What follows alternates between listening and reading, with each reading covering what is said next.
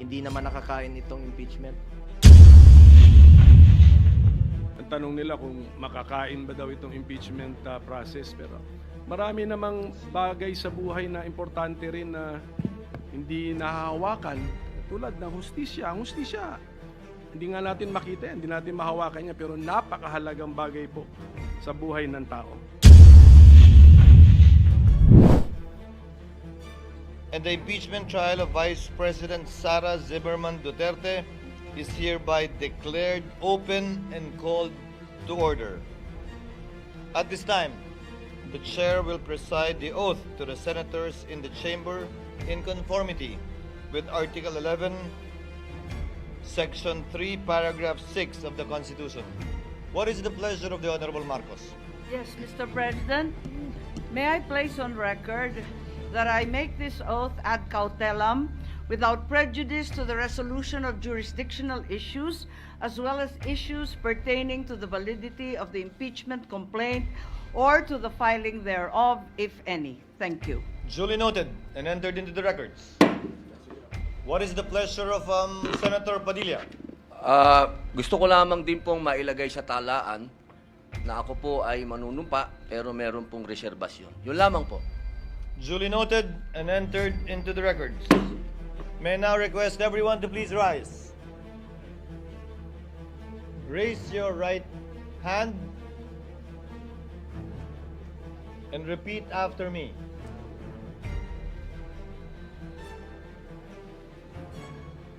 I, please state your name. Solemnly swear that in all things appertaining to the trial of the impeachment of Vice President Sara Zimmerman Duterte, now pending, I will do impartial justice according to the Constitution and the laws of the Philippines. So help me God. You may take your seats.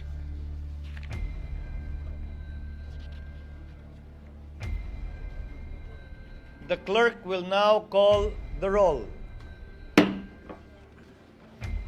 Case number 003-2025 in the matter of the impeachment trial of Vice President Sara Zimmerman Duterte. Call of Senator Judges. Senator Binay, Senator Cayetano Alan, Senator Cayetano Pia, Senator De La Rosa, Senator Ejercito, Senator Estrada, Senator Gatchalian, Senator Go, Senator Ontiveros, Senator Lapid, Senator Legarda, Senator Marcos, Senator Padilla, Senator Pimentel, Senator Poe, Senator Revilla, Senator Tolentino, Senator Tulfo, Senator Villanueva, Senator Villar Cynthia, Senator Villar Mark, Senator Zubiri, the presiding officer. With 23 senator judges present, Chair hereby declares the presence of a quorum.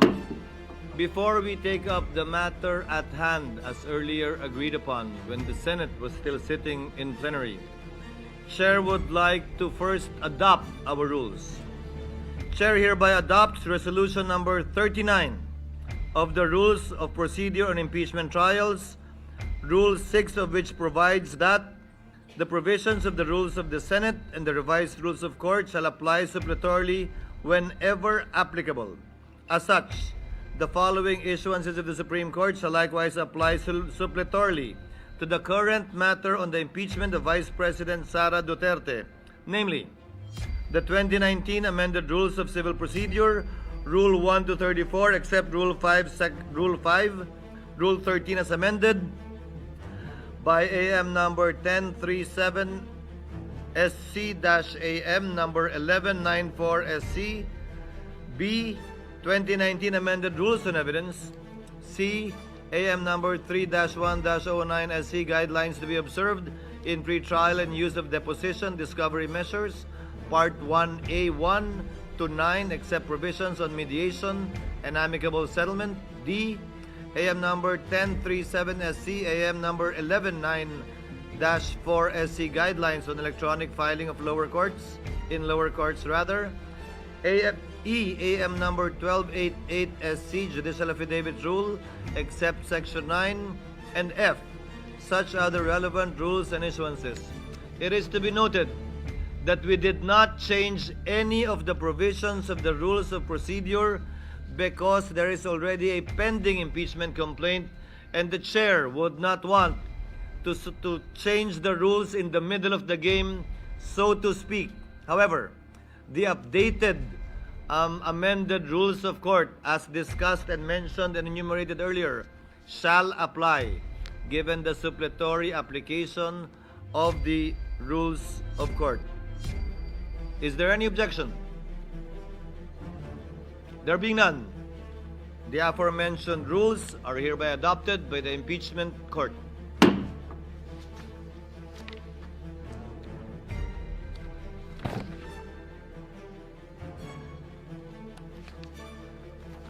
Proceeding now to the matter at hand as earlier agreed upon and discussed by the Senate sitting in plenary. What is the pleasure of Member Judge Tolentino? Mr. President, for the record, Mr. President, Mr. Presiding Officer, in view of Gentleman may proceed. in view of the convening of the impeachment court, I move that the Committee on Rules be discharged with the previous referral of the subject impeachment complaint, considering that the plenary itself, acting as a body, has initiated and ratified the formation of the impeachment court through a direct act. It is therefore submitted that there is no further necessity for a committee report to be submitted, debated, or adopted in relation thereto. I so move, Mr. President. Any objection to the motion? Hearing none, the Committee on Rules is so discharged as indicated by Member Judge Tolentino.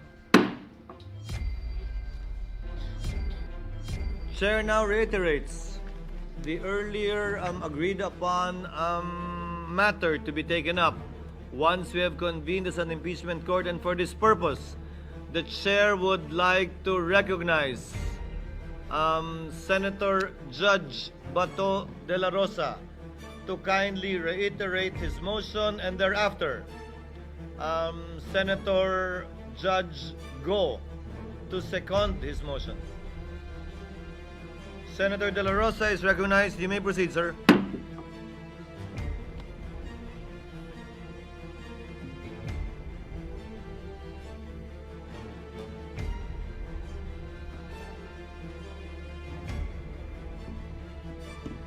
Thank you, Mr. Presiding Officer. Sir.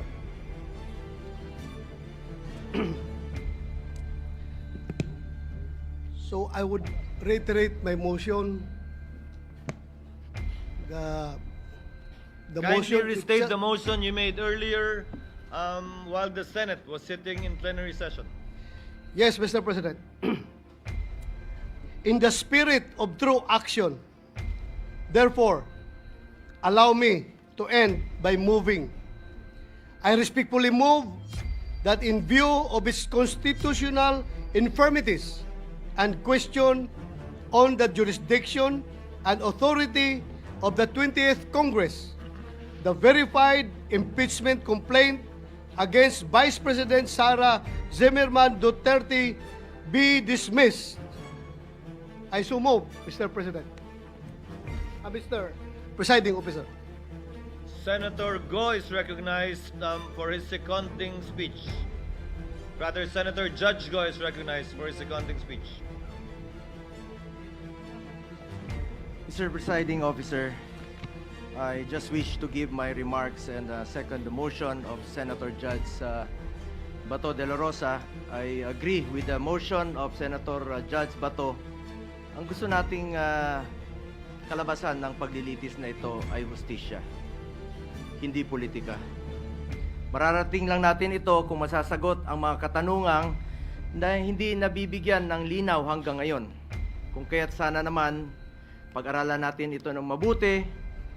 Tama na hindi dapat ito patagalin, pero hindi rin dapat ito madaliin. At the very least, pag-aralan natin ito ng mabuti. baka naman maaari natin itong ibalik o i-remand muna natin. Tama naman po ang accountability. Huwag lang pong politikahin. May tamang proseso ang impeachment. Dapat pag-aralan natin ito ng mabuti. Under Article 11, Section 3 of the 1987 Constitution, a verified complaint for impeachment may be filed by any member of the House of Representatives or by any citizen upon a resolution or endorsement by any member thereof, which shall be included in the order of business within 10 days and referred to the proper committee within 3 session days thereafter. On December 2, 2024, the first impeachment complaint endorsed by members of the House of Representatives was filed before the Secretary General of the lower house. Second and third impeachment complaints were filed in the succeeding days, duly endorsed by members of the House. Under Section 3 of the House Rules of Procedure in Impeachment Proceedings, a verified complaint for impeachment shall be filed with the Office of the Secretary General and immediately referred to the Speaker. Despite this rule, Mr. Presiding Officer, the 3 impeachment complaints filed were never referred to the Office of the Speaker. Instead, a 4th verified impeachment complaint signed by more than 200 congressmen, which now constitutes the articles of impeachment, was transmitted to the Senate. This brings into question the legality of such move when the Constitution provides that no impeachment proceeding shall be initiated against the same official more than once within a period of 1 year. Para sa ordinaryong mamamayan, at lalo na sa aming mga binigyan ng tungkulin na maging senator judge sa paglilitis na ito, this opens up a lot of questions. At ang iniiwasan natin ay yung magpapasya tayo sa isang bagay na makakaapekto sa buhay ng bawat Pilipino. Makakaapekto sa trabaho natin na makatulong sa tao. Tapos hindi naman pala dumaan sa tamang proseso. Yes, we are senator judges tasked to decide on this matter, and we took an oath to be impartial. But this matter, whether it went through the right process or not, should be first decided upon and settled with no question prior to that. We are all for accountability. In fact, maganda nga sana mapakita ng accused at ng accusers kung may ebidensya ba o wala. Pero bilang mga mababatas, dapat siguraduhin alinsunod ito sa batas at tamang proseso. Dapat hindi na circumvent ang batas. Dapat nasunod ang due process at ang rules. Hindi pwedeng shortcut. Justice delayed is justice denied, and justice conducted the wrong way is no justice at all. Anong nangyari sa 3 naunang impeachment complaints? Bakit hindi ito agad na-refer sa Speaker's Office? Bakit hindi ito isinama sa order of business within 10 session days?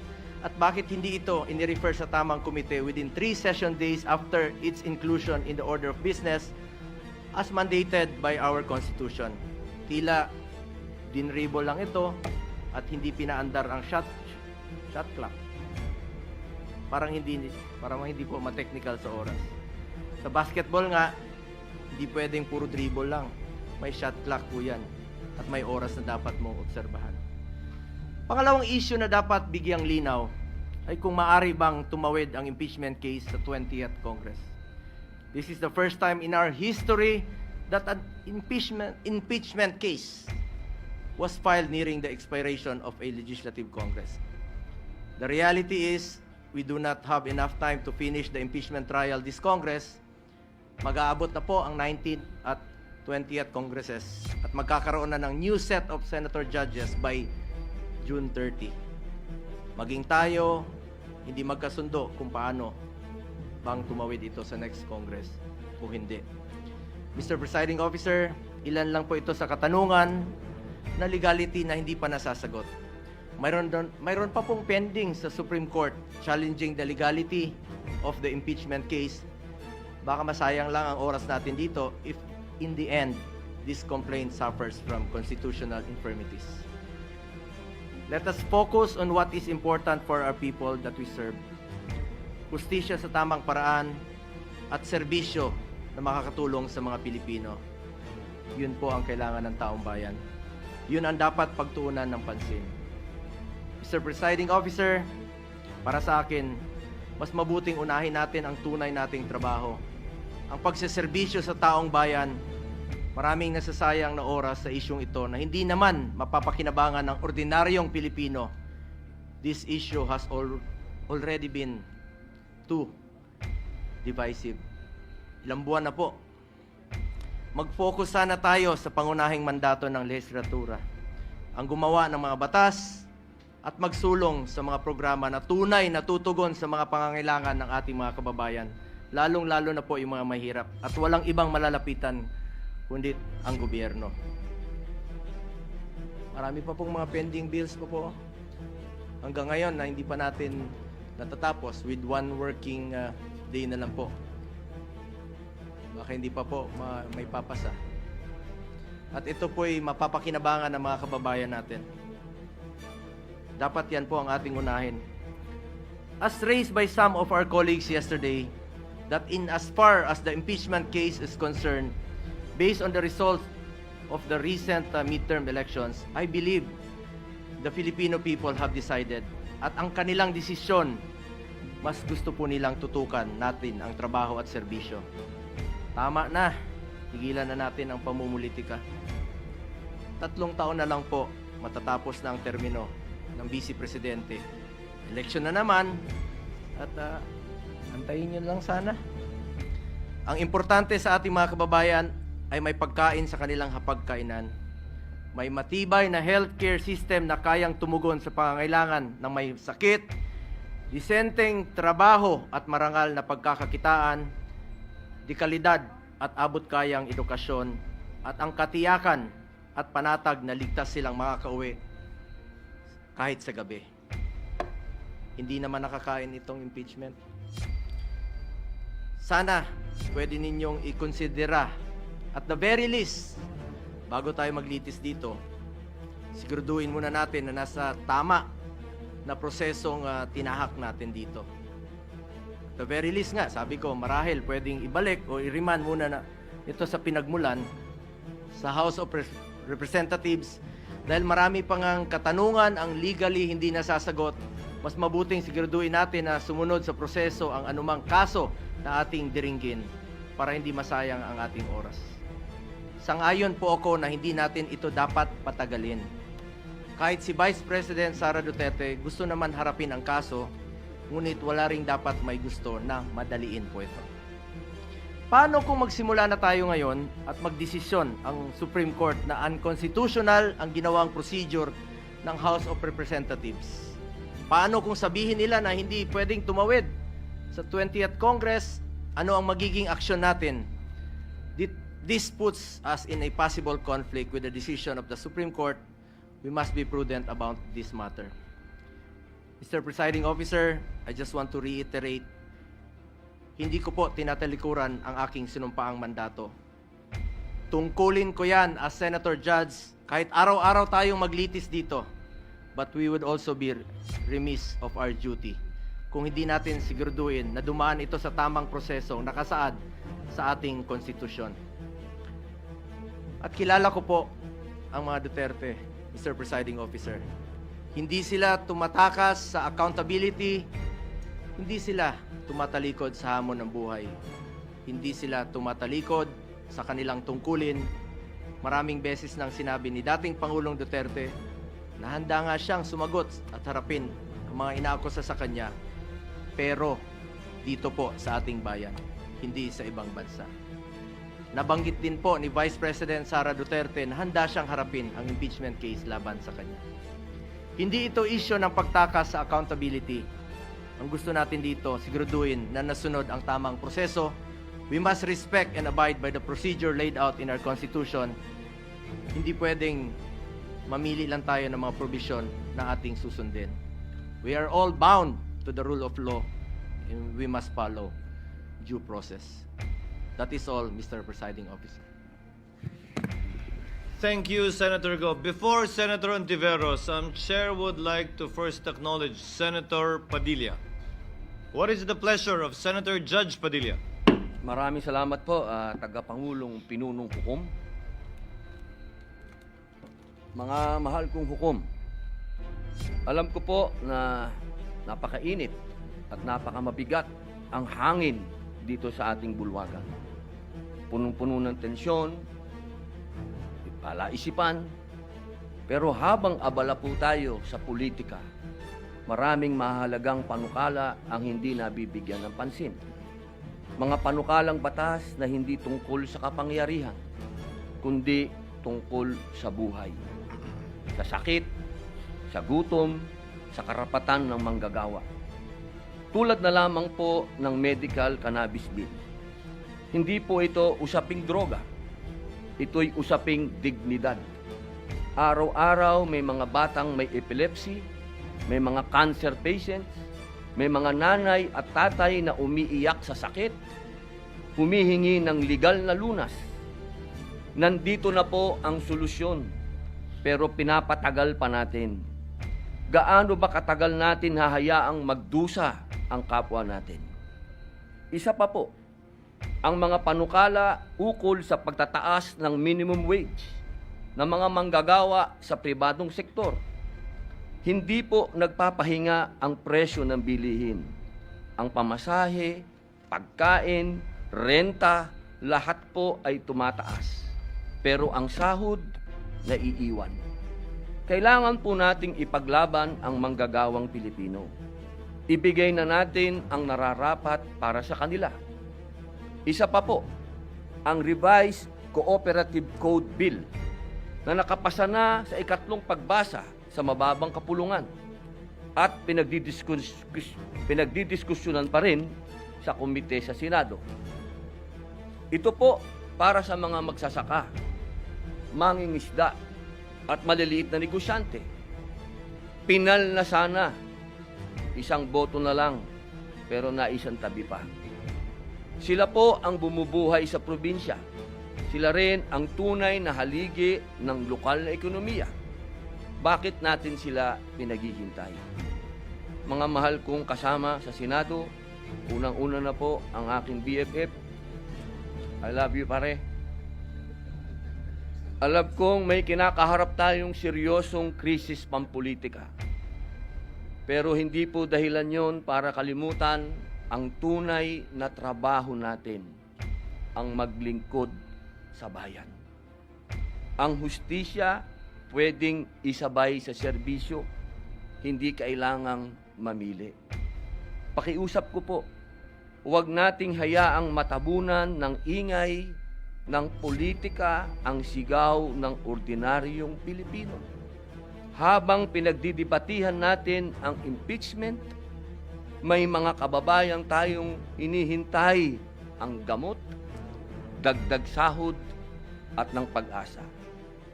Bawat araw ng delay, may nawawalan ng lakas ng loob.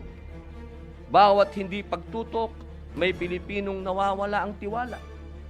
Ilan lamang ito sa mga panukalang batas na naantala dahil sa usapin ng impeachment. Ito po ang panawagan ko bilang inyong kasama. Tulungan natin ang mga panukalang tunay na may silbi. Panahon na po para pakinggan ng bayan. Naniniwala po ako na ang pag-usad ng impeachment ay hindi makabubuti sa ating bayan. Ang ganitong hakbang ay hindi lamang nagbubunsod ng lalong pagkakahati-hati ng ating sambayanan, kung hindi isa ring sagabal sa patuloy na pagganap ng ating mga tungkulin legislatura, lalo na po sa Senado. Sa halip na ituon natin ang ating oras, talino at lakas sa mga panukalang batas at programang makatutulong sa pagbangon ng ating ekonomiya at kapakanan ng mamamayan, tayo'y nalilihis sa usaping hindi agarang dapat aksyonan. Napapabalita pa nga na bumagsak po ang ating net foreign direct investment inflows ng bansa mula Marso ngayong taon dahil sa political instability. Pati na rin po ang ating turismo sa bansa. Mula Enero hanggang Abril nitong taon, ang dami ng dumarating na turista sa bansa ay bumaba ng 0.82% kumpara noong nakaraang taon. Lahat po ito, political instability. Mga mahal kong kasama, ang impeachment na ito ay napakarami ding tsismis, napakaraming iskandalo ng tungkol sa bayaran, sa alok, ng kung ano-ano. Dahil po dito, muli po, inihikayat ko ang aking mga kapwa lingkod bayan na bigyang prioridad ang pagkakaisa, katatagan ng ating institusyon, at kapakanan ng sambayan ng Pilipino. Maraming salamat po.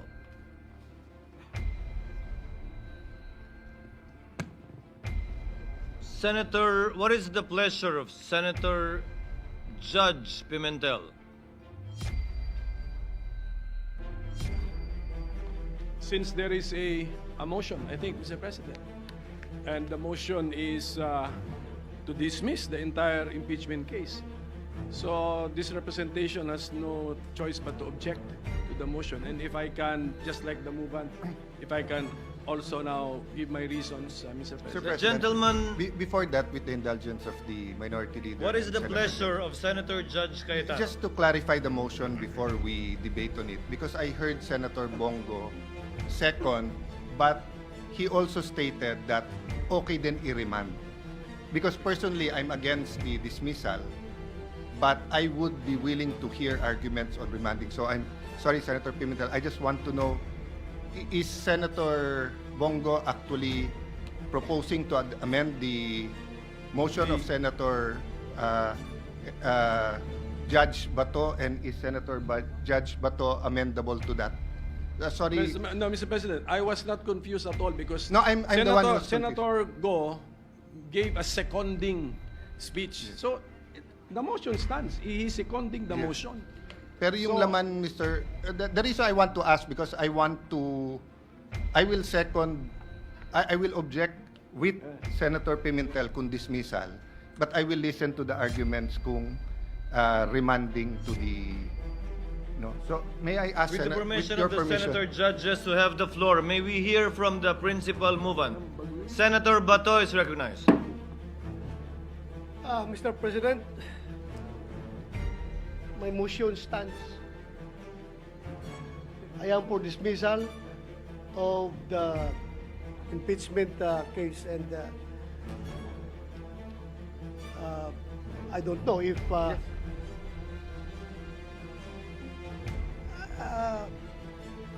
am open. I am open for discussion. I heard the statement of Senator Alan Cayetano, but still, I have already filed the motion, Okay, Mr. so, President. Mr. President, so let me continue now. I made my objection, and if I be allowed, just like the movement who gave reasons, if the the objecting part judge can also give his reasons, Mr. President. What is the pleasure of Senator Judge Villanueva? Mr. President, this is to somehow give this representation's point of view with regard to the pending motion. And as I made mention a while ago, Mr. President, I am also objecting, Mr. President, respectfully. But hope springs eternal, Mr. President. Bigla kong narinig yung binanggit ni Senator Alan and Senator Bongo. And if I'll be able to explain later after the minority leader, perhaps this representation would be able to encourage and influence the original movement of the motion. So I yield the floor to our minority leader, Mr. President. Chair would like to save the time of the court, so the chair will in the meantime allow Senator Pimentel to make of record his position, presumably against dismissal. Thereafter, before entertaining Against the other motion. Against the motion. against the motion, before entertaining other senator judges to speak, the the chair will suspend the session in case the appeals made will change anything, so that we will pursue this matter and put the matter to a vote with certainty. Senator Pimentel may proceed.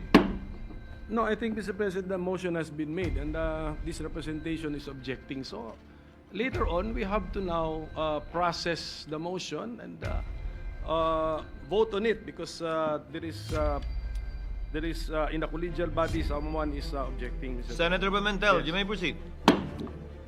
Yes, Mr. President. I will not address the political statements of the movement and the seconding parties, Mr. President. Ang tanong nila kung makakain ba daw itong impeachment process, pero marami namang bagay sa buhay na importante rin na hindi nahahawakan, tulad ng hustisya. Ang hustisya, hindi nga natin makita, hindi natin mahawakan niya, pero napakahalagang bagay po sa buhay ng tao. Ngayon, pagdating po sa Constitution, bakit inaangalan ko yung motion? The motion actually is unconstitutional in the opinion of this representation because according to Article 11, Section 3, Paragraph 6, first sentence lang yung babasahin ko, the Senate shall have the sole power to try and decide all cases of impeachment. So tignan natin mga fellow senator judges, sole power. So ibig sabihin ng sole power, tayo lang ang may kapangyarihan, ang Senado lamang ang may kapangyarihan na mag-try and decide. So litisin ang isang impeachment case at hatulan, desisyonan.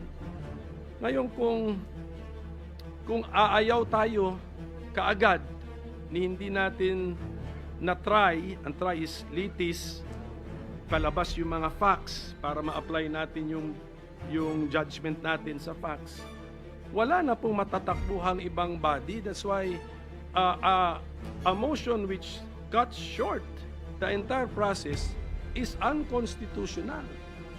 And then, same article, Section 3, Paragraph 4, basahin ko ulit ito, pero paulit-ulit ko na ito sinasabi when we were in legislative session.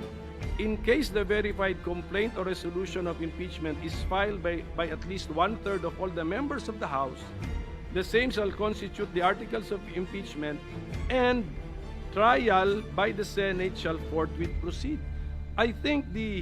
I believe, and I think I'm correct, that the impeachment case against the Vice President falls exactly under the facts assumed in Paragraph 4. This is the articles of impeachment filed by at least 1/3 of all the members of the House. Lampas-lampas pa nga sa 1/3 of all the members of the House. Therefore, what should the Senate do? Trial by the Senate shall forthwith proceed. So, trial means we bring out the facts so that we can now apply what is the mandate of the Constitution. Mag-decide tayo given the facts. Should that impeached official continue to remain in office, or should that impeached official be removed from office? High-ranking government official. So kung makita po natin, in two constitutional provisions, andun yung word na try, andun yung word na trial. So wala po tayong choice but to respect, lalo na ito, we fall squarely under this subparagraph 4 which I just read. We have to respect the decision of the overwhelming majority of the members of the House of Representatives, more than 1/3, because they are also the representatives of the people. If they find something worthwhile charging a high-ranking government official with an impeachment and impeaching that official, the Senate has no choice but to hold the trial. Bakit? Yung mga representatives ng taong bayan sa House of Representatives, gusto rin makita ng taong bayan, did they act properly? Did they act justly? Ano bang ebidensya nila? Ilabas yan. O kasi kung wala ring ebidensya, sinayang yung oras, sinayang yung resources, next election, lagot kayo sa inyong constituents. And then at the same time, a trial necessitates respecting the rights of the parties. We are also respecting the right of the impeached official kasi kaya nga tawag sa kanya, impeached officer na siya eh. So, na-tarnish na nga actually ang kanyang reputation in public service ng House of Representatives. The trial will give that impeached officer the chance to clear of his or her name and at the same time maybe rebuild his or her reputation, Mr. President. And then, since the presiding officer, when we adopted the rules, when he made the motion to adopt our rules, we did not only adopt our Senate rules on impeachment, we also adopted some rules of the rules of court and then some circulars and some amendments. In a court proceeding, ito by analogy, we are actually like a court. In a court proceeding, since the judge should observe the cold neutrality of an impartial judge, yung mga pagkakamali or pagkukulang alleged sa complaint, sa information, it should be the affected or aggrieved party which should raise that before the judge or before the judges in a collegial body. Yun po yung tamang kilos ng cold, neutral, and impartial judge.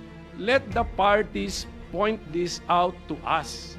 Therefore, even if you want to entertain this, although ako sabi ko it's unconstitutional, we cannot entertain this.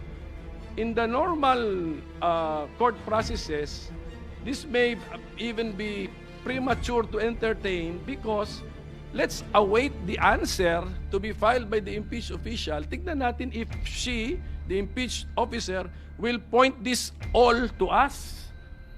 And then, sabi ko nga, ang daming facts na kailangan natin malaman. Did yung mga 10 days, 3 days, and then it requires familiarity with the rules of the House. So, Mr. President, for all these reasons, I object to the motion, but my anchor argument is that it is unconstitutional. The Senate, as the impeachment court, cannot cut short the process by dismissing an impeachment complaint, Mr. President. Thank you. Senator Ontiveros is recognized. You may proceed, ma'am. Salamat po, Mr. Presiding Officer. I too object to the motion of Senator Judge De La Rosa. A motion to dismiss is not found. Hindi po nahahanap itong motion to dismiss sa Rules of Procedure on Impeachment na literal ka-adapt lang po natin. At kung mayroon man, hindi Senator Judge ang magre-raise nun, kundi ang defendant. Si Vice President Sara Duterte ang dapat mag-raise niyan. Higit pa po, naniniwala ako na hindi po tayo pwedeng kumilos unilaterally sa dismissal ng impeachment complaint nang hindi pa natin naririnig kahit isang salita mula sa prosecution, ni isang salita mula sa defense tungkol dun sa di umanong constitutional infirmities ng impeachment complaint. Ang due process ay nagre-require na bigyan natin pareho ang prosecution at ang defense ng oportunidad na madinig sa bagay na ito. Ang landmark Philippine Supreme Court case, ang Tibay versus Court of Industrial Relations, GR number L46496, February 27, 1940, ay inisa-isa yung mga essential elements o tinawag nitong cardinal primary rights ng due process, partikular sa mga administrative o quasi-judicial proceedings. Kasama po dito ang the right to a hearing, that the tribunal consider the evidence presented, that the decision must have something to support itself, and the existence of substantial evidence. The decision must be based on the evidence adduced at the hearing. At wala pong panlabas o hindi totoong mga bagay-bagay ay dapat mag-impluwensya sa outcome doon. Ang pinaka-basic tenet ng due process ay yung karapatang marinig. Kung yung mga parties nga po ay hindi nabigyan ng oportunidad lumahok sa proceedings, itong impeachment court ay magiging vulnerable sa isang atake na nilabag natin ang due process. At sa pananaw ko, sila'y magiging tama. Ang rekomendasyon ko po ay, bago magdesisyon ang body na ito sa usaping ito, i-notify po muna natin ang prosecution at ang defense tungkol sa motion ni Senator Judge De La Rosa at bigyan sila ng sapat na panahon magsumite ng kanilang comments sa bagay na ito.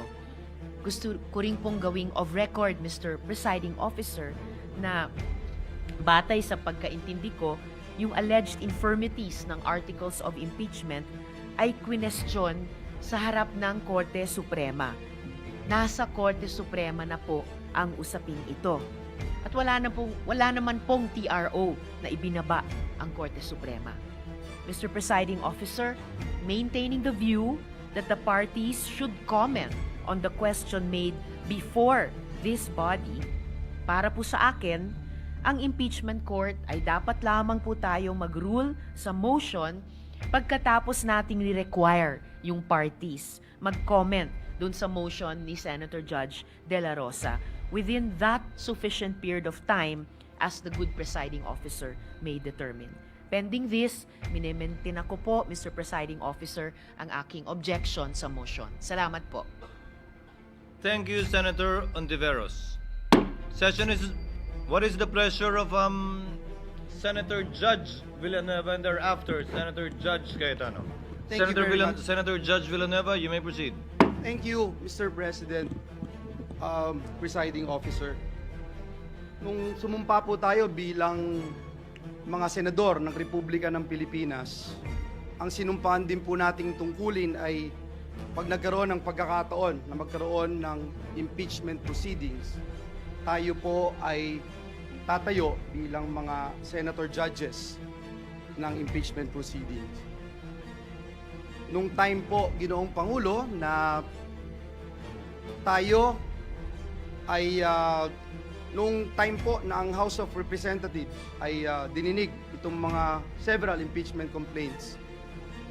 Natatandaan ko yung tatay ko, Ginoong Pangulo, hindi po siya pumirma, not just because he doesn't believe in the impeachment complaint, but because he knows for a fact that his son will stand as one of the jurors, as one of the judges, Mr. President.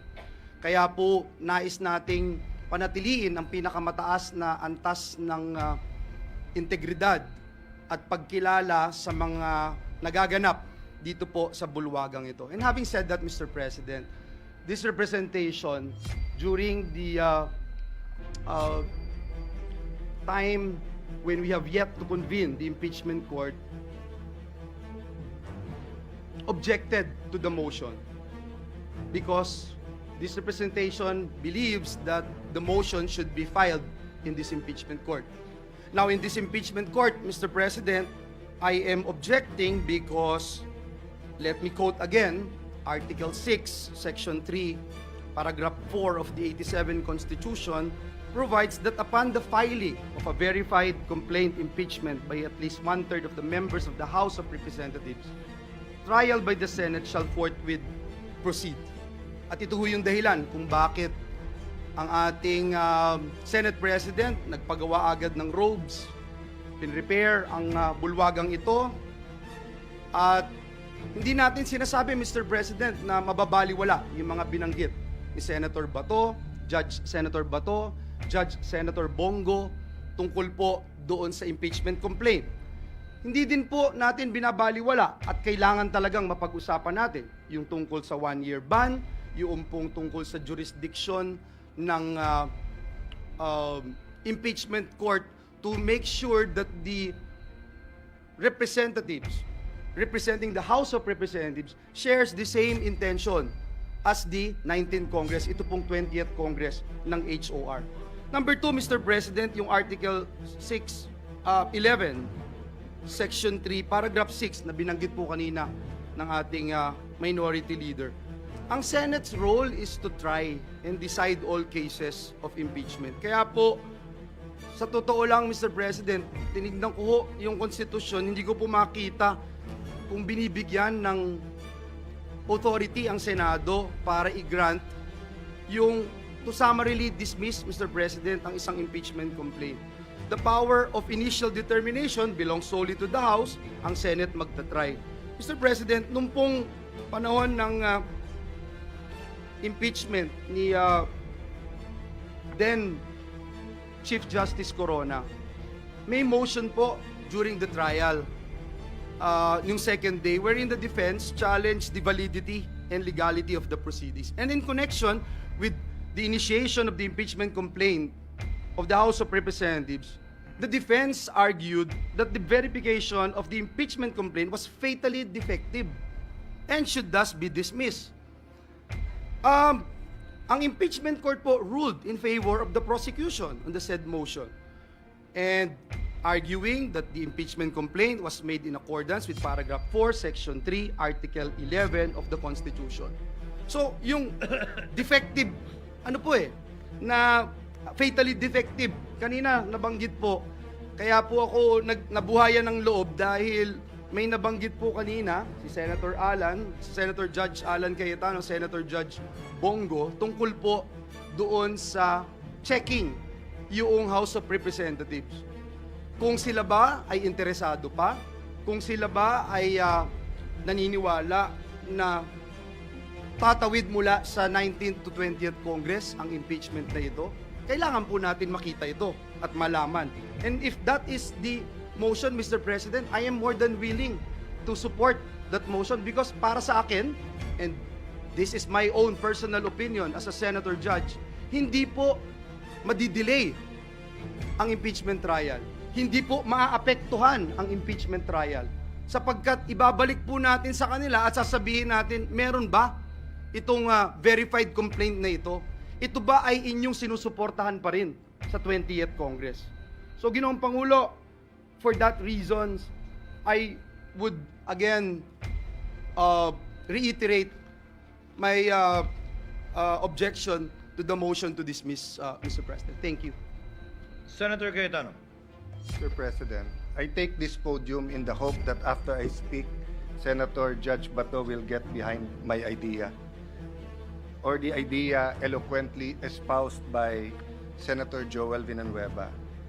Sabi po sa Section 88 of Rule 30 of the Rules of the Senate, the sponsor or any motion or measure, the sponsor of any motion or measure may withdraw or modify it before its amendments or resolution or before a nominal vote is ordered on the same. Before Senator Pimentel, Senator Judge, Minority Leader Pimentel spoke, clarify lang po ni Senator Bato that he's standing, itutuloy po niya yung motion, and I think hindi niya kinonsider ng motion to amend yung statement ni Senator Bato. But after hearing Senator Bongo, after hearing Senator Joel Villanueva, after hearing the Majority Leader and Minority Leader, I ask you for some patience. Just hear me out on a very practical approach to this. No? You know, every time I'm confused or di ko malaman yung sagot, I go to Jeremiah 29:11 that states, "For I know the plans I have for you, plans to prosper you and not to harm you, plans to give you a hope and a future." But I'm reminded that kung ang Diyos may plano sa atin, ang demonyo may plano din sa atin. So, one way or the other, we have to make a decision today, and it has to be the right decision. So, ito yung very practical approach ko po. We can do three things. We can dismiss it today, we can remand it to the House of Representatives, or pwede natin ituloy bukas. If we dismiss it today, based on the ground that it is violated the Constitution at more than once na po ito na-file in 1 year, we don't have enough time today to debate that. As the minority leader said, yes, we can take judicial notice of the dates, pero I wanna see the documents. Kailan ba talaga nag-file, sino final, etc. So aabot tayo bukas and even tomorrow with 23 opinions dito. My point is, Mr. President, I cannot in conscience, as a lawyer and as a senator judge, just make that rash decision that it violated the 1 year. I mean, ngayon ko lang nalaman na pwede yan, or if we were thinking about it the last few days, pero ang Supreme Court nakailang araw na, nakailang linggo na, hindi rin nagdedesisyon pa. So, mabigat tong puntong ito. That's my appeal to Senator Bato, na mabigat desisyonan ng dismissed based on it has not been filed, that we violated the Constitution na mahigit isang beses tong final. Yes, may mga Supreme Court decision. That's why I'm ready to consider it. Kung wala kasing Supreme Court decisions, walang mag-guide sa atin eh. Kung unang beses to na hinaharap natin ng impeachment at 4 ang final, whatever we decide, pupunta sa Supreme Court eh. Pero ilang beses na to pumunta sa Supreme Court eh. So meron ding guide, but do we have enough time right now? Second po, handa ba ang prosecution? Ang makakasagot lang po nun, not even the re-elected prosecutors. Remember po, magkakaroon pa ho ng session sa umaga ng SONA sa July. At mag-e-elect pa ng speaker. And based on that, i-confirm pa nila kung itutuloy nila to o hindi. Of course, by all indications now, itutuloy. But why will I assume that? Why will I also assume na 4 yung final? Hindi ko nakikita pa yung lahat ng dokumento. Pero lahat ng briefer nandito. Kung talagang kailangan mag-decide today, they give us a few minutes, we'll take judicial notice or ask our very able secretariat. No? The third is that hindi daw pwedeng tumulay sa 20th Congress. Pero lahat tayo po ay nag-agree na hindi natin mapipigilan ang 20th Congress na i-take up to. So, bibilisan ko na po ha. If we dismiss it today, pwede ba mag-file ng motion for reconsideration yung prosecutors? If yes, kailan nila ipapile to? Tomorrow. Kung hindi tomorrow, sa 20th na to. So, all the arguments na sinabi ni Senator Bato, totoo din, dun na yon. Okay. If ituloy naman natin tomorrow, babasahin yung articles, bibigyan ng 10 araw, mag-issue ng summons, bibigyan ng 10 araw na sumagot ang akusado or yung the Vice President who's been impeached, and then pwede yung prosecutors 5 days, aabot na tayo ng June 30 nun, hindi pa nagko-convene ang 20th Congress until the day nung SONA. So, in both cases, dismissed or tuloy, dun pa rin tayo magharap eh. Ano po ang benefit ng pag-remand? Again, excuse me everyone sa legal, moral, because I only had a few minutes to think about this. Kung sana si Senator Bongo ang nagpa-amend, I was willing to listen. Pero hindi daw yon amendment at hindi tinanggap ni Senator Bato. So ako nagmo-move ngayon na i-consider ni Senator Bato, i-amend yung motion niya from dismissal to remanding. No, I cannot move myself na i-remand because may pending motion now. But I can ask him to amend his motion. And why will remanding be in the interest of justice and consistent with our oath of political neutrality? Kasi ang mangyayari nito, hindi pa binabasa yung articles of impeachment bukas, babalik to sa House of Representatives. Hihingin natin ngayon na isa-certify nila na hindi nila violate yung 1 impeachment per year. Number 2, by the time they answer sa 20th Congress, prosecutors na ng 20th Congress ang mag-affirm na interesado kami na itutuloy namin to. And by that time, the 12 senators po who have joined the 20th Congress will have the wherewithal and the say-so how to proceed. So, I'm just looking from it from a practical point of view. It might not sit well with my colleagues. If I wasn't a lawyer, perfect yung aking pong sinasabi. But being a lawyer, kailangan ko rin pag-isipan. Pero tignan niyo lang po from a practical point of view. Pag dinismiss natin to ngayon, may ibabalik din nila, Senator Bato. I-file din nila. Pagka naman hindi natin dinismiss, doon din ang mangyayari. Pag niremand natin, may mangyayari. May malalim na pag-iisip ng mangyayari dito. That's why I'm asking Senator Bato if he will, again, consider amending his motion. Mr. President, because in the course of the manifestation of Senator Alan Cayetano, he mentioned that the minority leader is somehow encouraging judicial notice. No. I mean, Can I state my position? no, Actually, Senator, we I was agreeing with you na we cannot cannot. decide. We cannot take cannot. judicial notice I of said- all yes. of all those facts being alleged. We cannot. That is my I think position. Senator want to Judge make it- Cayetano agreed with Yes, you. yes. I Senator said, Judge Pimentel. even myself, I am not in favor of taking judicial notice kahit may magsabing pwede. I'm sorry, Minority Leader, if it made it appear that I'm speaking for you. I'm agreeing with you na mahirap mag-decision ngayon on dismissal based on the grounds na binigay sa atin nila Senator Bato and Senator Bongo and our other colleagues.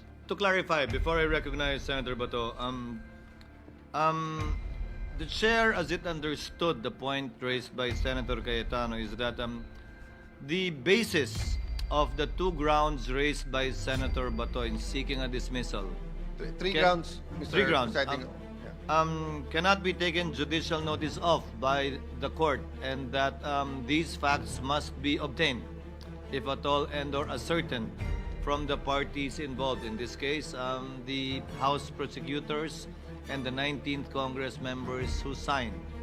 That is the understanding of the chair with respect to the statement of Senator Cayetano. Senator Bato is recognized. Senator Judge Bato is recognized, rather. You may proceed, sir. Thank you, Mr. Presiding Officer. Before I comment on the manifestation of Senator Judge Alan Peter Cayetano, I just would like to react on the manifestation made a while ago by Senator Judge Risa Hontiveros, that the Senate as an impeachment court has no power to dismiss any impeachment complaint. I would just like to share to the body, Mr. President, that the power of the Senate to try and hear an impeachment complaint necessarily includes the power to dismiss the complaint. This is basic, that the grant of express powers includes the grant of incidental or necessary powers. We apply, by analogy, the principle of competence in German and competence, de la competence in French, which is indeed a major part of incidental or inherent jurisdiction of any judicial or arbitral tribunal. It is necessary component in the exercise of the judicial function and does not need to be expressly provided for in the constitutive documents of those tribunals. Kaya Mr. President, kahit hindi ako lawyer, masasabi ko, if this impeachment court has no power to dismiss an impeachment complaint, walang silbi itong korte na ito, Mr. President. That's my opinion, Mr. President. Ano bang gamit ng korte na ito kung hindi inherent yung power niya to dismiss? So that's my humble legal opinion, although I am not a lawyer, Mr. President. And Mr. President, going back to the manifestation of Senator Cayetano, sometimes I am contemplating that how I wish Senator Cayetano is always present in the floor.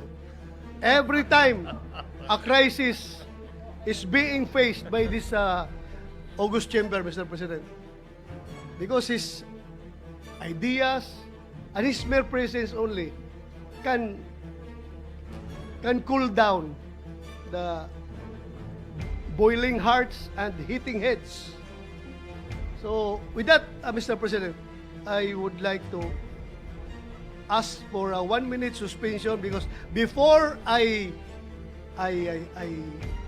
made my final decision on the manifestation of Senator Cayetano, I would like to confer with my co-movants, Mr. President. Baka iinit naman ang ulo nito mga kasamahan ko, Mr. President. Thank you, Mr. President. 1-minute suspension.